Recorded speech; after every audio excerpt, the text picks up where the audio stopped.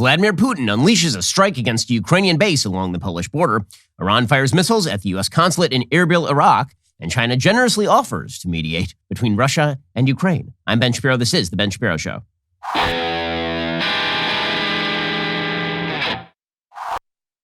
The Ben Shapiro Show is sponsored by ExpressVPN. I talk about them every single show. Why haven't you gotten a VPN yet? Get ExpressVPN.com right now. ExpressVPN.com/Ben.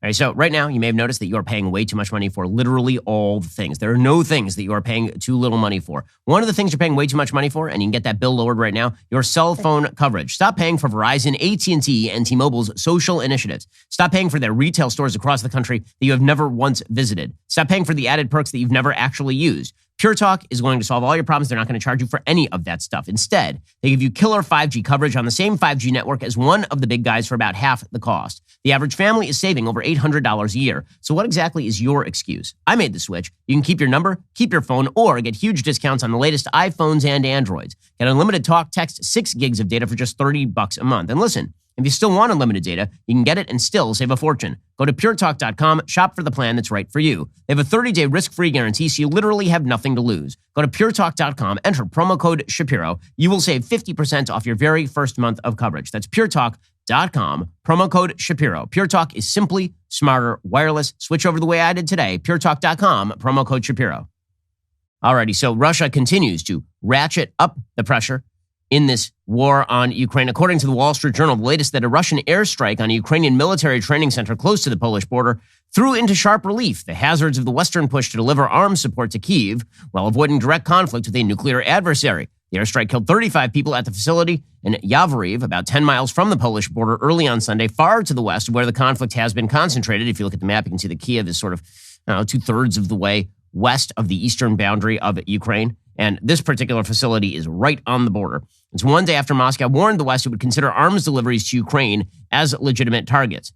A large portion of the military aid from the West passes through Poland into western Ukraine. Part of the fine line, the U.S. and NATO are walking between aiding Ukraine militarily while steering clear of providing troops or enforcing a no-fly zone that Ukraine has called for. The expansion of Russia's aggression to a target close to Poland also increases the risk of war encroaching on NATO territory, which the United States has already warned would be treated as an attack on the alliance. Any strike on Poland would bring the full force of the NATO alliance to bear in responding to it, according to Jake Sullivan, the U.S. National Security Advisor. So right now, the question is, what exactly are the Russians doing? And the answer, of course, is that the Russians are ratcheting things up. They are attempting to pressure the West into cracking. They see cracks in the Western alliance as far as how far the West is willing to go. They see vulnerabilities, and they are currently seeking to exploit those vulnerabilities. What they understand is that if they pressure the West enough into not giving Ukraine the kind of support it needs, the high likelihood at that point is that Zelensky makes the sorts of concessions the West doesn't like, but that do preserve Zelensky in power in Ukraine while limiting what he can actually do on behalf of Ukraine. What Russia is asking for right now, demanding, not asking for since they have 200,000 troops in country, what they are demanding is that Ukraine recognize as independent the breakaway regions of Donetsk and Luhansk over in the eastern part of Ukraine, that they recognize the Russian annexation of Crimea, which has been a long-standing Russian demand because the majority of Crimea are Russian-speaking people. They held a plenum in 2014. It was an election that wasn't particularly clean, in which the people of Crimea supposedly voted to join Russia. In all likelihood, the reality is that if you held a clean election, it's possible, maybe probable, that Crimea votes to join Russia anyway, although in the aftermath of this particular attack, it's possible that goes the other way. In any case, what Russia is demanding is that those breakaway regions, which were essentially ceded by Vladimir Putin by putting his so-called little green men inside to start some sort of insurrectionary war against the Ukrainian government and then create breakaway provinces that would join with Russia in foreign policy, that Ukraine recognized that it does not have any control over those regions. They also want Ukraine to say that it will never join NATO or join the EU. Those are the big things. Those are the big asks and demands from the Russian government. And the longer this war goes on and the more weakness the West shows, the more likely Zelensky's going to say to the West, listen, you guys are more than happy to see this war go on with Ukrainian bodies in the streets, but you're not willing to give us the kind of support that would be actually necessary to beat the Russians back to Russia. All you really want to see is us continue to resist, but not strongly enough that it would trigger a larger war and say, you know what, I'm not up for that. I'm going to give them what the reality on the ground already is. Then I'm going to say that we won because we preserved Ukraine's independence from Russia, even if we had to make some concessions. But the truth is, you weren't letting us into the EU anyway. That's true. You weren't letting us into NATO anyway. That is also true. So what exactly do I have to lose by cutting a deal here? The longer this goes on, in other words, the more it looks like Putin's gamble, which is that the West was going to chicken out, that the West was essentially going to back down to him. It looks like that gamble was not entirely misplaced. So a few things can be true at once. One, this was a miscalculation by Putin because he thought it would, number one, be a cakewalk. And number two, the West wouldn't respond at all. And number two, Putin's basic premise, which is that the longer he holds out and the more damage he does, the more likely that the West is going to cave to his demands. That can still be true. Because as it turns out, folks in the West, leaders in the West, are still highly dependent on Russian oil and natural gas in Europe, for example. And as we will see, the Biden administration is still counting on the Russians to cut a crappy Iran nuclear deal. So Putin is just figuring, if I ratchet up the tension, if I kill enough people, then Zelensky is going to cave to me. He'll claim some sort of victory. I'll claim some sort of victory. I'll get most of what I wanted. Sure, it won't have been what I really wanted, which is to kill Zelensky and take over the entire country. But the reality is that the guerrilla war that has essentially started inside Ukraine and the Ukrainian military fending off the Russian military is a suggestion to Putin that a long-term occupation is a really, really bad idea there. So maybe the best thing that Putin can hope to get out of this is Zelensky in power, but essentially conceding the major points that Putin wants in Ukraine in the first place. Now, the reason I say all of this is because the West is showing signs of cracking. The West, when this first happened, they said we're going to ship as much weaponry as we could possibly want into there. There was open talk just last week by the Secretary of State, Tony Blinken, on national television about how we were going to help ship old MiGs into Ukraine so that they could make sure that Russia couldn't create a no-fly zone over Ukraine. And there's two possibilities. One, NATO creating a no-fly zone. That was off the table because we didn't want to go to direct war with the Russians in the air. But the second was, don't let Russia have a no-fly zone. Make sure that Ukraine can still fend them off in the air. And that would have allowed, that would have meant shipping MiGs, old Soviet MiGs, into Ukraine. Now, by the way, the reason you ship MiGs into Ukraine as opposed to, say, F-22s or F-35s is because the Ukrainian pilots don't actually know how to fly F-22s or F-35s. They know how to fly old Soviet MiGs because that's what their Air Force is at this point. But the problem is, every time Putin pushes, the West seems to crack just a little bit. So, for example, this whole debate over sending MiGs into Ukraine, it started off last week with the Secretary of State saying, let's do it. And by the end of the week, the United States was saying, we absolutely are not going to do it. And as it turns out, that was a call directly from the top. That was a Joe Biden call. According to Politico, that was no one else. That was Joe Biden who stepped in and said, we are not going to actually allow the shipping of MiGs into Ukraine via our airbase over at Ramstein in Germany. We're not going to do that. And we're also going to be pretty cautious about allowing the Poles to do that as well. Here was Joe Biden over the weekend saying that he thinks that if we had sent planes into Ukraine over the border via Ukrainian pilots, that this would have been World War III. Okay, but we're already sending all sorts of anti-air batteries. We're already sending Javelin missiles in there. We're sending Stingers. We're sending all sorts of weaponry over the border. Why exactly would this be any different? And if the idea is, well, it's because Vladimir Putin is going to get pissed. Vladimir Putin has already declared that economic warfare is a form of warfare. He's already threatened nuclear war here. So do you really believe that Vladimir Putin is going to launch a nuclear war if you send a few MiGs over the border? Not to fight the Russians directly, by the way, to just land at Ukrainian air bases so that the Ukrainian military can fight the Russians. We've already been rearming. It's not a mystery here. There's no deniability. And here's Joe Biden basically caving under pressure from Vladimir Putin. The idea that we're going to send in offensive equipment and have planes and tanks and trains going in with American pilots and American crews, just understand, and don't kid yourself, no matter what you all say, that's called World War III. Okay, so now he's just parroting whatever Putin is saying. First of all, we weren't talking about sending American pilots and American planes over the border. We were talking about sending old Soviet planes over the border without American pilots, like Ukrainian pilots. That's not the same thing at all. And when he says, well, if we send offensive weapons, what do you think guns are? Seriously, what is the, please explain to me the difference between sending Javelin missiles and anti-aircraft missiles that are going to take down planes and sending in planes that are going to take down planes. You're going to have to explain the logical differentiation between those two things. Nobody's talking about sending in Soviet MiGs so they can attack Russian bases in Russia. The hell is he talking about? So Vladimir Putin looks at this crazy old man and he's like, well, I feel like I can just keep going here. And the longer I go, the better a chance they are going to back down. And it's kind of an amazing thing because right now you have a second-rate world power, which is what the Russians are. They are nuclear armed, but they are a second-rate world power. They are a gas station with a nuclear arsenal, dictating terms to the United States, the most powerful country on planet Earth with a military significantly more powerful than any in the history of mankind. And Wendy Sherman over at the State Department, she's saying the same thing. The Pentagon says that, if we move jets to Ukraine, it could get very complicated. So in other words, when Putin threatens you guys enough, you back down. So why would you think that that's why Putin is ratcheting things up? As it turns out, every time you show weakness to the bear attacks. The Pentagon, however, made an assessment that trying to move these planes was very complicated, that backfilling them was virtually impossible, that what Ukrainians really needed were anti-aircraft, anti-tank, and anti-armor weapons, which is what we are supplying them in great measure and coordinating with other countries to do the same. Well, it seems like they were directly asking for those jets. So no. On that one, John Kirby from the Pentagon, he says it's the same thing. It's really not in their interest for the United States and Russia to get into an air. Who's talking about an air war? What are you talking about? You're talking about the Ukrainians flying old Soviet MiGs across the border into Ukraine. That's what we're talking about right now. We're not talking about the United States. No one wants an air war with Russia. Nobody wants a war with Russia. And Putin is using that. He's using the fact that the West doesn't want a war with him in order to get pretty much everything that he craves. Here is John Kirby from the Pentagon. Wow.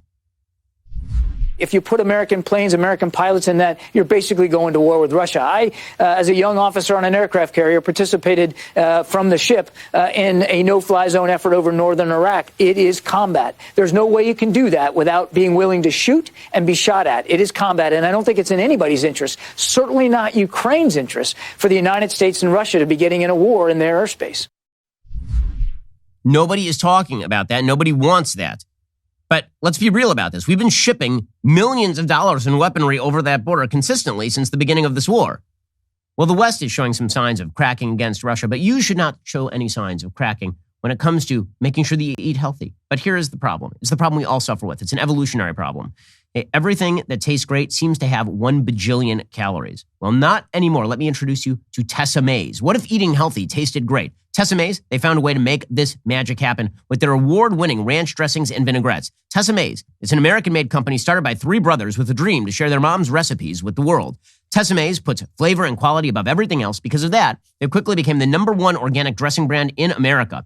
All of their products are manufactured right here in the United States. They have a wide variety of kosher products, which is great for people like me. They've got their avocado ranch, that delicious lemon garlic dressing and marinade. Kids, parents, grandparents, they can all agree on one thing. Those Tessa Mays dressings, they are good on everything. You just want to guzzle it's really great stuff. Whether you're talking about dipping wings or pizza to pouring it over a fresh salad, Tessa Mays makes the magic happen. It is now a staple of the Shapiro family diet. These guys are the embodiment of the American dream. They're bringing manufacturing back to America. Their products are awesome. They taste fantastic, and they're going to cost you at the calorie count. Go to TessaMays.com, use promo code Ben for 15% off all their amazing products. That's TessaMays.com, promo code Ben, TessaMaes.com, promo code Ben. Now, one of the things that's happening here is that Putin is assuming Western weakness based on our signals. The reality is that Putin does not walk across the border in Ukraine unless he thought that the West was weak. And maybe one of the reasons he thought the West was weak is because the West was weak. Up until December, the White House was telling Vladimir Putin, he better cut that out. Why doesn't he just get on board with the global Build Back Better plan? That worked out great. And now, according to Politico, in December 2021, senior U.S. military officials told lawmakers they wanted to send a few hundred additional special ops personnel to Ukraine to provide military advice and training on unconventional warfare. At the time, Russia had amassed roughly 100,000 troops on the border with Ukraine. Concerns were growing in Washington and Europe about a broadening invasion. But the White House had concerns about the deployment. The troops were never sent. Apparently, Defense Secretary Lloyd Austin planned to directly press Joe Biden to approve the mission, and Biden turned it down. A senior military official told House lawmakers the White House was concerned sending the troops would escalate the already tense situation with Russia. Yeah, good thing we didn't send those troops. Otherwise, the Russians might have crossed that border and invaded Ukraine or something, which they did.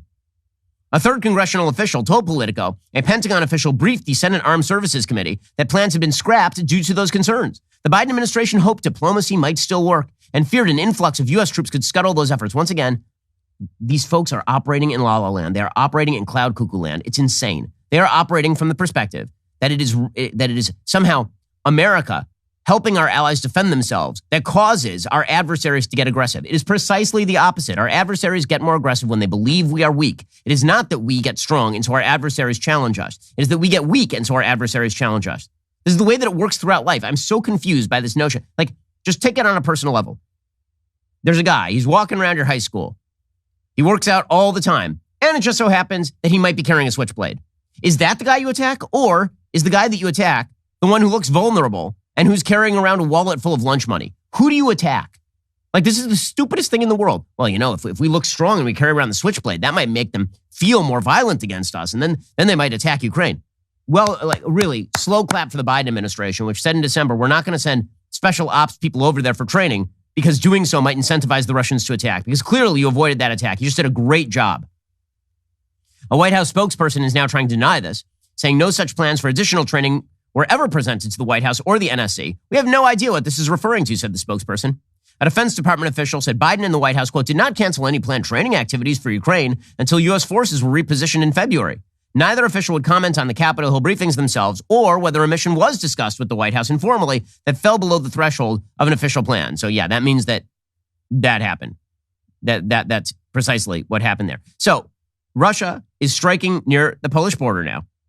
And by the way, they're now threatening. I should just point out here that when you have the Biden administration claiming that it's the shipment across the border of the jets that is really going to be the deciding factor as to whether a war begins, let me just point out here that the Soviet foreign minister, Russian foreign minister, Ryabkov, he came out yesterday and he said that if you ship in air defense systems, that will be an escalation. Not just jets, air defense systems. This is according to the Russian deputy foreign minister. So again, they keep just ratcheting up the rhetoric, knowing that the more they ratchet up the rhetoric, the more the Biden administration is going to back down, which is also why they're attacking near the Polish border, because what they're saying is, do you want us to call your bluff? Are you interested in us calling your bluff? Is that really what you want? By the way, we actually have video of the aftermath of the strike on the base that was near the Polish border. You can see this is a pretty major strike. It's a lot of stuff that's on fire over there. I mean, if you can't see this, basically it's a this area, which is well out of the line of battle, is smoking rubble. It's a smoking heap of rubble. Giant crater right in the middle of the street. That is a Russian missile that is hitting about 10 miles from the Polish border. Now, the United States is warning that NATO would respond if Russia actually directly hits Poland. And this is their response, that if you really do it, then we will respond to you.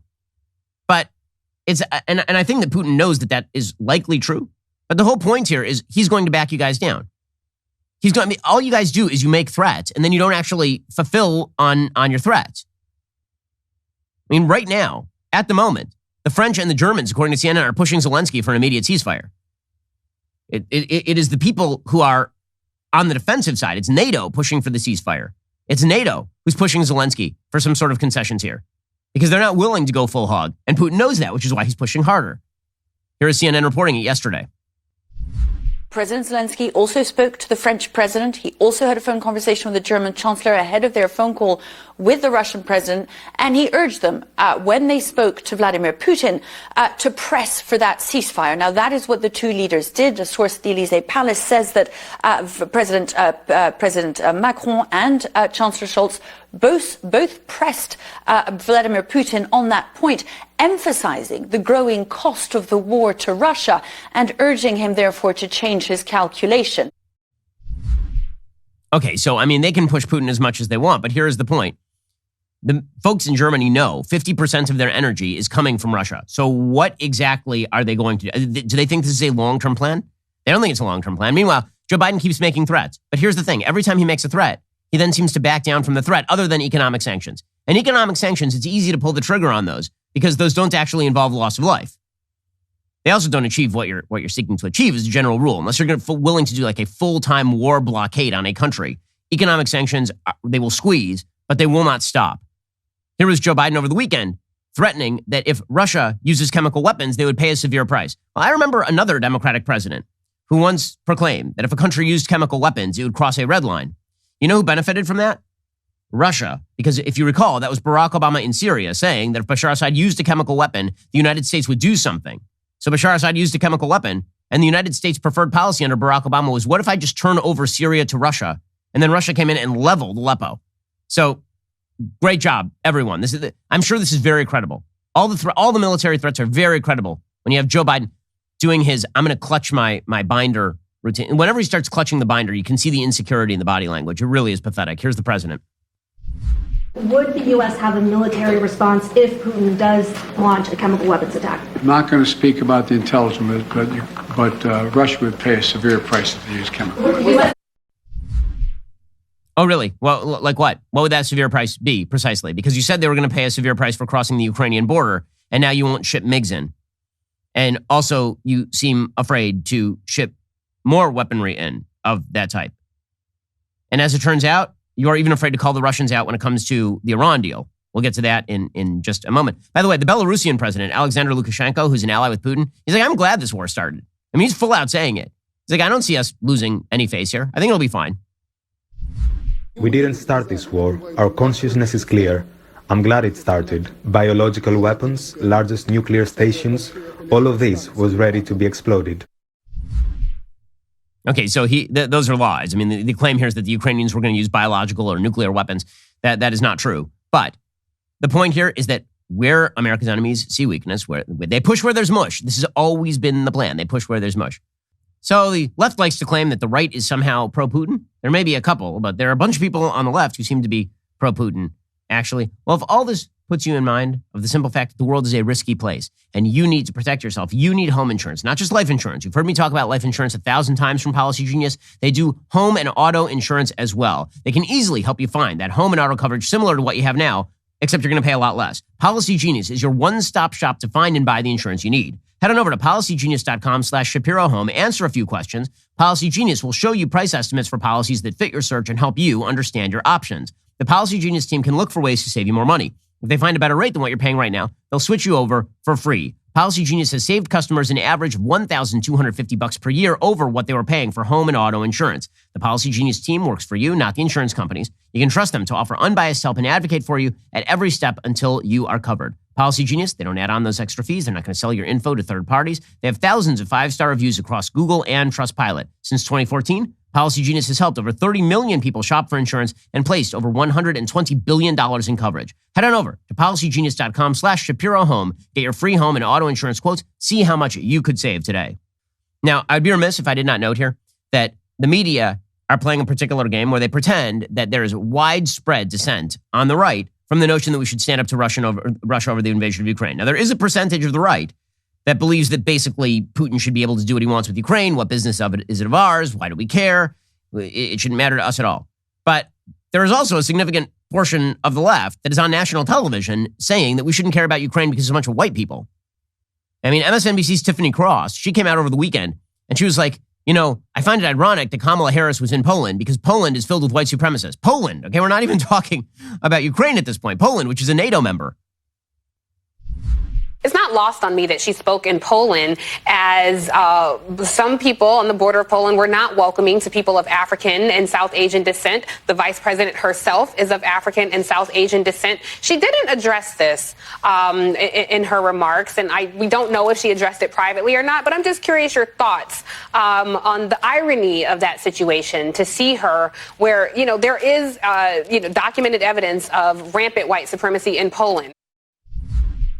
Well, I mean, obviously that was top priority. I mean, you're in the middle of a war that may involve NATO soon, and Poland is the chief shipping mechanism into Ukraine. But I mean, obviously, if Kamala Harris didn't talk about white supremacy and immigration policy at the Polish border, that well done, MSNBC. Just really, really solid stuff from MSNBC. Meanwhile, Ilhan Omar is taking the perspective that all of the sanctions on Russian oil and gas, that has to stop. That has to stop. She's very upset about that. The reason, by the way, she's upset about that is because Russia is helping out her friends over in Iran and with regard to Hamas and all the rest. Here's Ilhan Omar.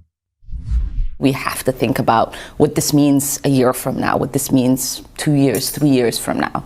And I think ultimately this is not going to end well for the actual people of Russia, and it's not going to end well for the people of Europe as well. Well, I mean, take it from the open anti-Semite in Congress who openly despises many things about America. Meanwhile, the Iranians over the weekend decided it would be a great idea to fling a missile at a U.S. consulate in Iraq. So there is actual video of this explosion in Erbil, Iraq, which is in Kurdistan, the Kurdish part of Iraq. Iran is openly firing missiles into this area, and they are targeting places where American consulates are. Here's a little bit of the video.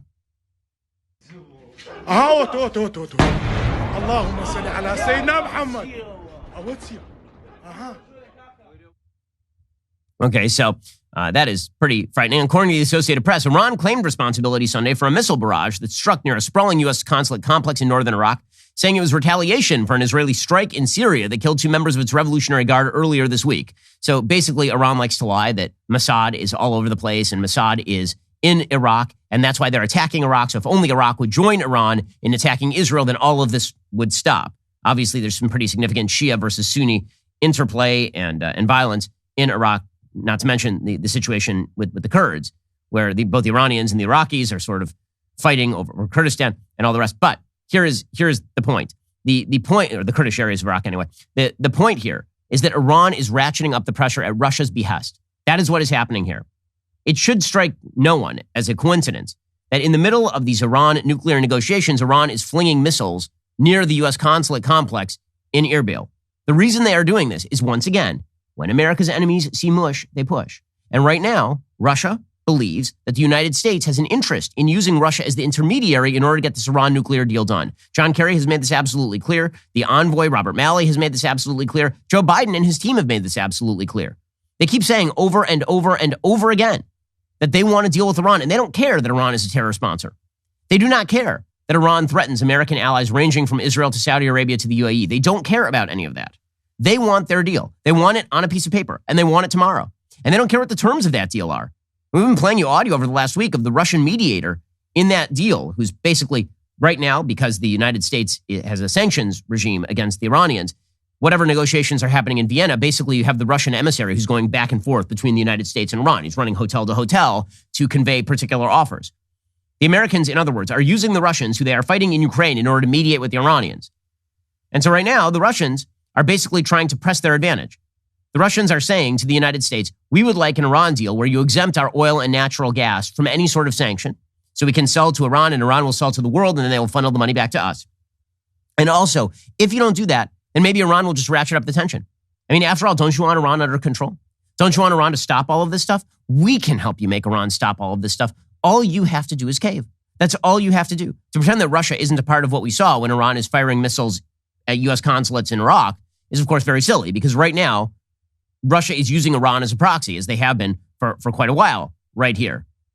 Iraq's foreign ministry on Sunday summoned Iran's ambassador to protest the attack, calling it a flagrant violation of the country's sovereignty. No injuries were reported in Sunday's attack in Erbil. It marked a significant escalation between the United States and Iran. Hostility between the longtime foes is often played out in Iraq, whose government is allied with both countries.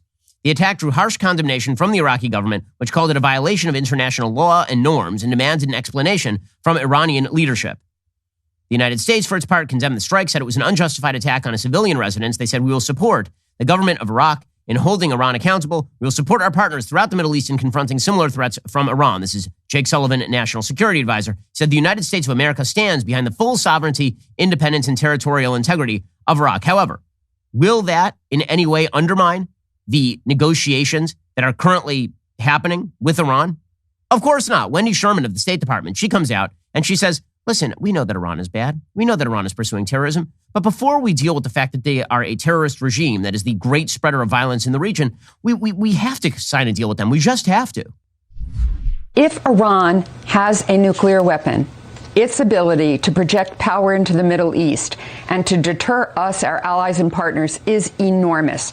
So President Biden believes very strongly, as does Secretary Blinken, as do I, that we need to make sure that Iran never obtains a nuclear weapon. And then we also need to deal with their malign behavior in the region. But first, we've got to make sure that they cannot obtain a nuclear weapon.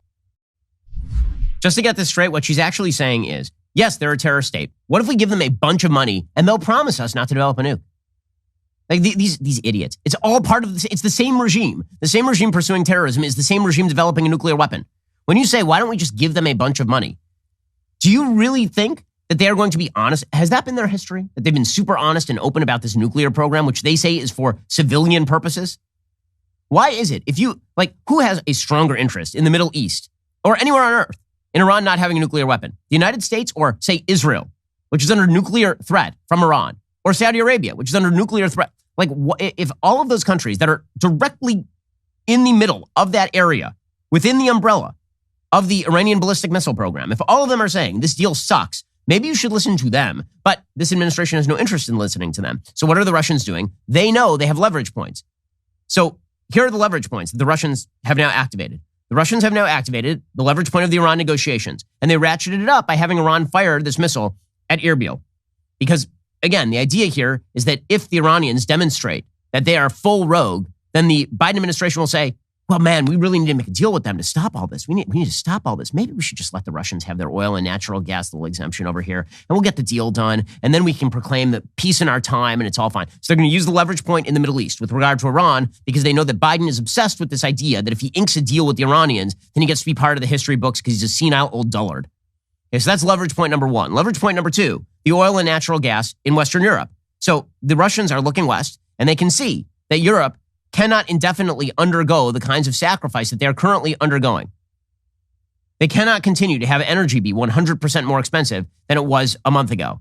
And so they know there's going to be pressure on the Americans and on Zelensky to make a deal from that angle. Meanwhile, they're leveraging their own aggression with regard to Ukraine against the Americans. They're saying, listen, if you guys go any further, if you ship a single MiG in here, who knows? Who knows? We might nuke something. Who knows? We might just level a city. We might unleash a biological weapon. Who knows? So they're finding every leverage point they can because this is what Putin is good at. And Putin is a cancer, and he is finding every vulnerability that the West has, and he is using those vulnerabilities against the West. So the normal solution to that is that the West should be less vulnerable. That is the solution.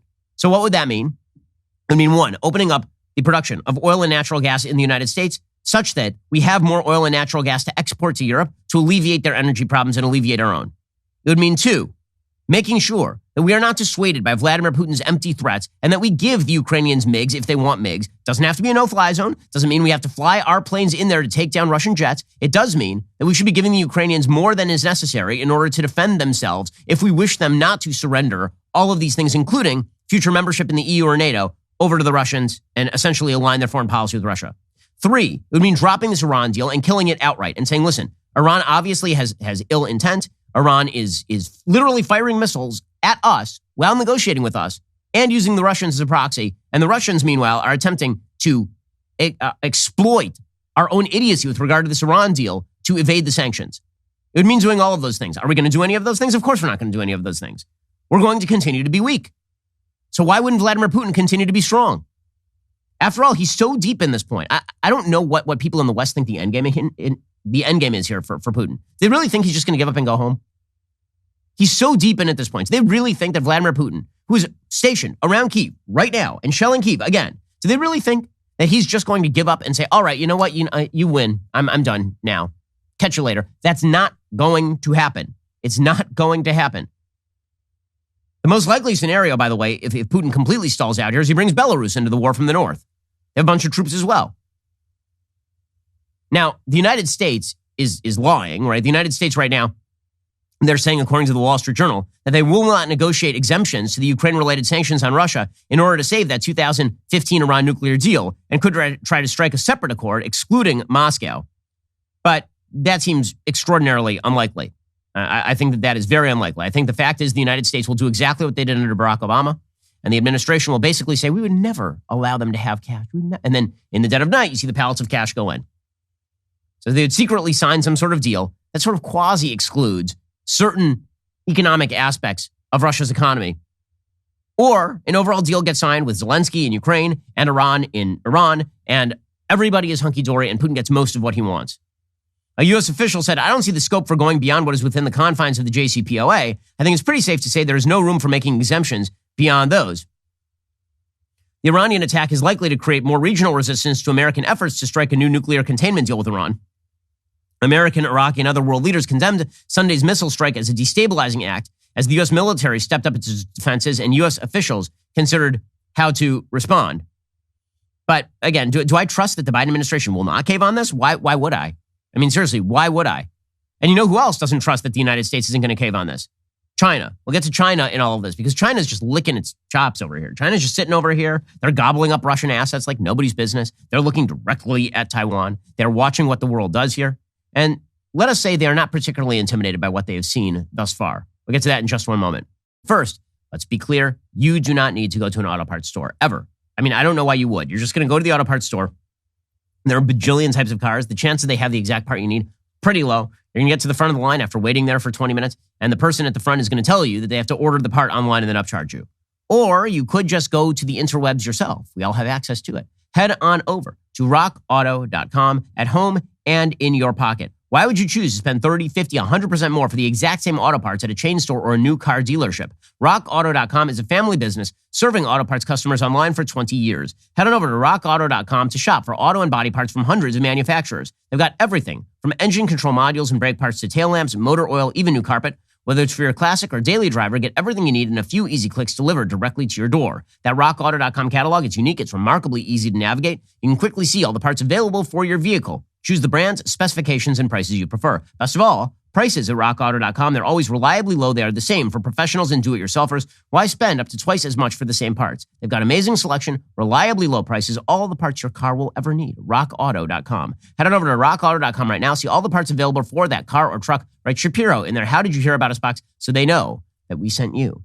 Okay, if you missed the premiere of The Hyperions, there is no need to fret. The film is now streaming at dailywire.com. We have so much good stuff behind the paywall at dailywire.com. If you're not a member yet, now is the time to join us. Plus, here is the biggest thing. If you join right now, you will be entered to win the red carpet treatment with you and the cast and crew of Terror on the Prairie starring Gina Carano. If you win, you get flown out to the red carpet premiere of Terror on the Prairie. You'll meet and greet the Daily Wire folks and the film's cast and crew. 2 lucky members will each get 2 tickets, their hotel, flight, premier car service, and exclusive merch. It is all on us. Head on over to dailywire.com/redcarpet. Sign up with code REDCARPET to be entered. Don't worry. If you're already a member, just head on over to dailywire.com/redcarpet to enter.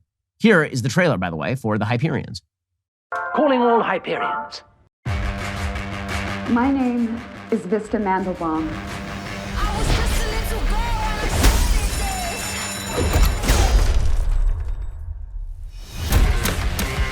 My brother and I have taken 4 hostages. Everybody against the wall. We've come for one thing. Our Titan badges. Is this real? Yes, ma'am, this is real. Can I sign this? Well, I want that too. It's the police. They want to talk to whoever's in charge. This Titan badge can grant an individual superhuman power. Perhaps it's time for someone else to take on the responsibility. Meet Apollo.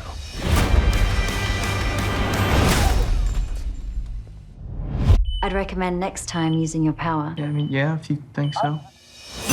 Calling all Hyperions. On my way. You're making such a mess in here. We've got a Hyperion en route. Not a good time to look stupid. Shots fired! God, come on, give me my gun! Suit up for adventure.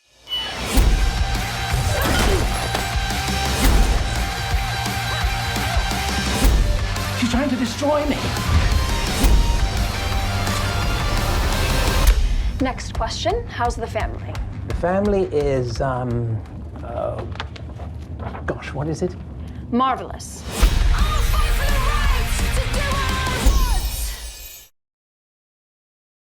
It's a lot of fun. You're going to love it. If you missed it on YouTube, you really shouldn't miss it now. Head on over. It's really kind of a PG-13 type film. I think if you're above the age of 13, you can watch it. Head on over to dailywire.com/redcarpet. Enter code REDCARPET so you don't miss a beat. Meanwhile, the media loves to tell one side of every story, specifically the regime-approved story. That is why we have taken upon ourselves to start our own publishing wing. It is DW Books. We are excited. One of the first books we will be publishing is 12 Seconds in the Dark by Sergeant Mattingly. The book is the true story of what really happened the night of the tragic Breonna Taylor shooting. Remember, this was used as point number 1 in the Black Lives Matter movement. The idea was she was shot for racist reasons. Mattingly, a 20-year police veteran, takes readers inside his department's response and debunks the lies that have been recklessly shared with the public. Here's the trailer. It was very chaotic. It was very quick. Instantly, I knew I was shot. Breonna Taylor, she was caught in the crossfire of those bullets. As soon as your brain's registering, it's already over.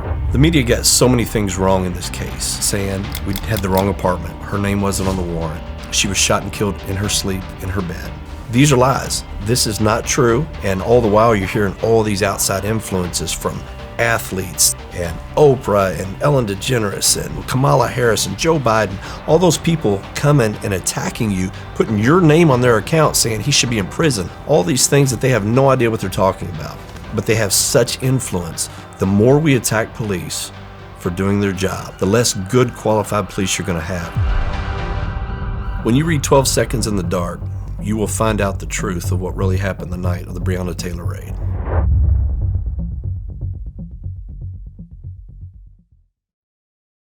In a world where voices like this one are censored, the story is incredibly important. We are so grateful to have this brave truth teller on board. Remember, this book was supposed to be published by Simon & Schuster. They canceled it because the truth could not be told. The book releases tomorrow, March 15th. It is available for pre-order right now on Amazon or anywhere you buy books online. So go get your pre-ordered copy today. I can promise you it's going to sell out. You are listening to the largest, fastest growing conservative podcast and radio show in the nation.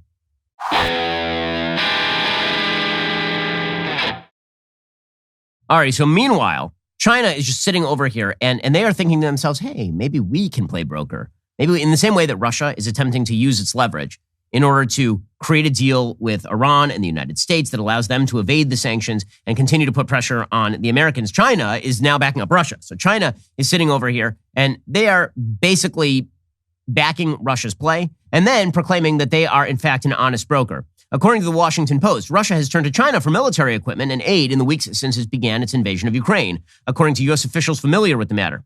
They told this to the Washington Post. The officials, who spoke on the condition of anonymity because of the sensitivity of the subject, did not describe what kind of weaponry had been requested or whether they know how China responded. White House National Security Advisor Jake Sullivan told CNN the administration was communicating directly, privately to Beijing, that there will absolutely be consequences for any Chinese efforts to assist Russia in evading sanctions.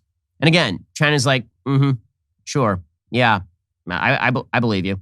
Ukrainian officials said negotiations with Russia will continue on Monday. Presidential advisor Mikhailo Podolyak said Sunday Russia is starting to talk constructively and predicted some concrete results in a matter of days. Again, because the concrete results are likely to be Ukraine giving Russia most of what they want, because after all, this can't carry on forever if you are Ukraine. Russia brought the fighting closer to members of the NATO alliance, as we mentioned, by striking that military facility that is close to Poland. Okay, but meanwhile, you have the Chinese who are like, what if we broker a deal? What? Just trust us. So they're now saying that the United States and the West should do with Putin in Ukraine what Putin did with Assad in Syria. What if you trust us to broker? Just hand it off to us. We'll take care of it. It'll all be fine, says the Chinese communist tyranny. So there's a piece in the New York Times by Wang Huoyou. And Wang Huoyou is the founder and president of the Center for China and Globalization, a non-governmental think tank based in Beijing. Okay, so let me just make something clear. There's no such thing as a non-governmental think tank based in Beijing. Okay, anything that is based in Beijing is run by the Chinese government or at least approved by the Chinese government. You don't see a lot of liberal-minded anti-Chinese think tanks in the middle of Beijing. So he has an entire piece in the New York Times talking about how China should really broker something.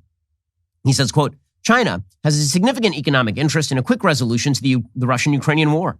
China enjoys strong ties with Russia and Ukraine and is both countries' largest single trading partner, though each trades more with the EU bloc than with China. Russia and Ukraine are crucial components of the Belt and Road Infrastructure Program, as well as conduits for China's trade with Europe. China-Europe rail transports have experienced a 100-fold increase since the beginning of the 2010s. China is also uniquely positioned to act as a neutral mediator between a Western-supported Ukraine and Russia. Yes, Beijing and Moscow have a strong and growing relationship. China's demand for resources Russia has in abundance, food and energy, as well as a mutual dissatisfaction with the current state of the U.S.-led world order, have increasingly drawn the two countries together. This alliance was cemented when Putin and Xi met last month and issued a joint statement underscoring their deep ties and reaffirming a partnership with no forbidden zones.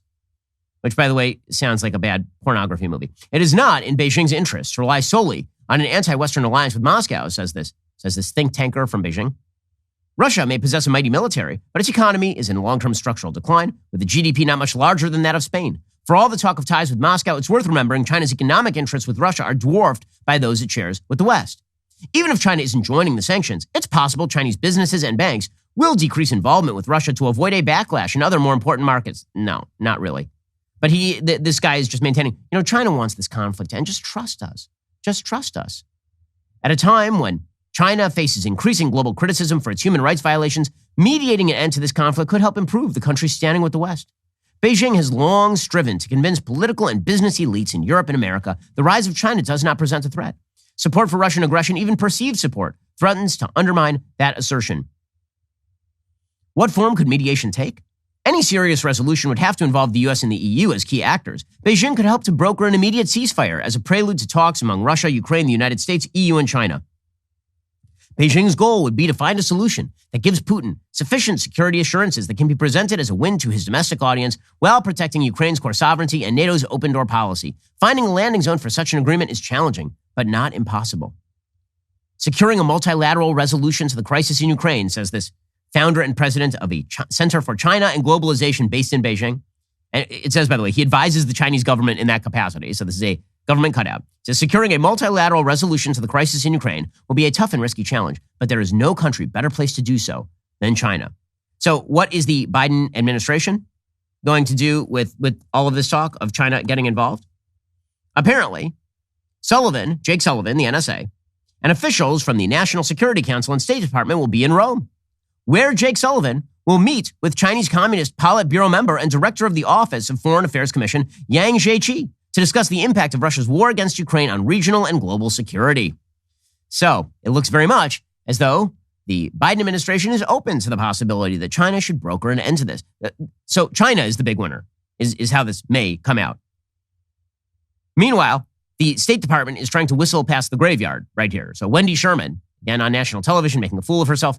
She says yesterday, people keep saying that Russia and China, that their relationship has strengthened, but we don't really know that their relationship has strengthened in all of this. Yeah, I mean, maybe not. Maybe they're good. Here she is.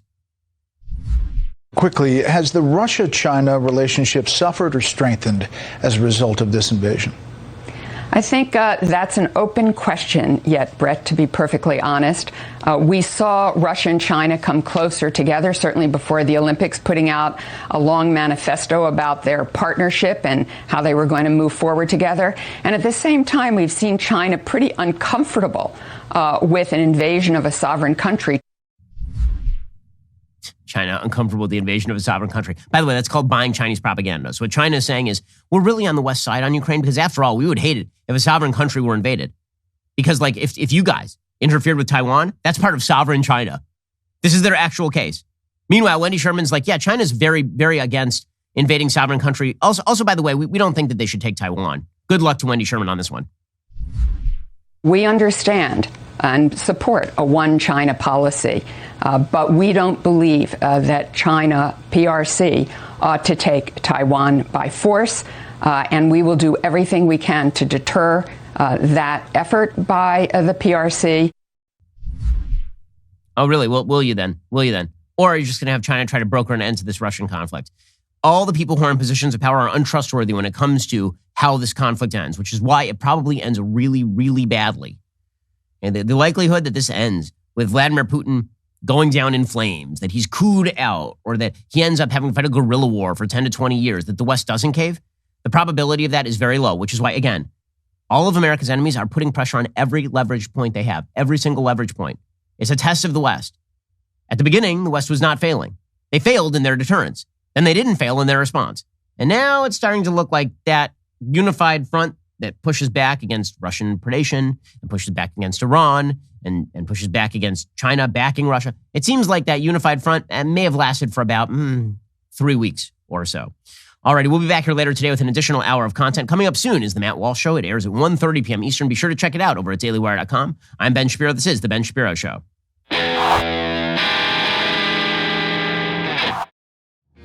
The Ben Shapiro Show is produced by Elliot Feld. Executive producer Jeremy Boring. Our supervising producer is Mathis Glover. And our production manager is Pavel Wydowski. Associate producer Bradford Carrington. Editing is by Adam Sayevitz. Audio is mixed by Mike Coromina. Hair and makeup is by Fabiola Cristina. Production assistant Jessica Crand. The Ben Shapiro Show is a Daily Wire production. Copyright Daily Wire 2022. On The Matt Walsh Show, we talk about the things that matter, real issues that affect you, your family, our country, not just politics, but culture, faith, current events, all the fundamentals. If they matter to you, come check out the show.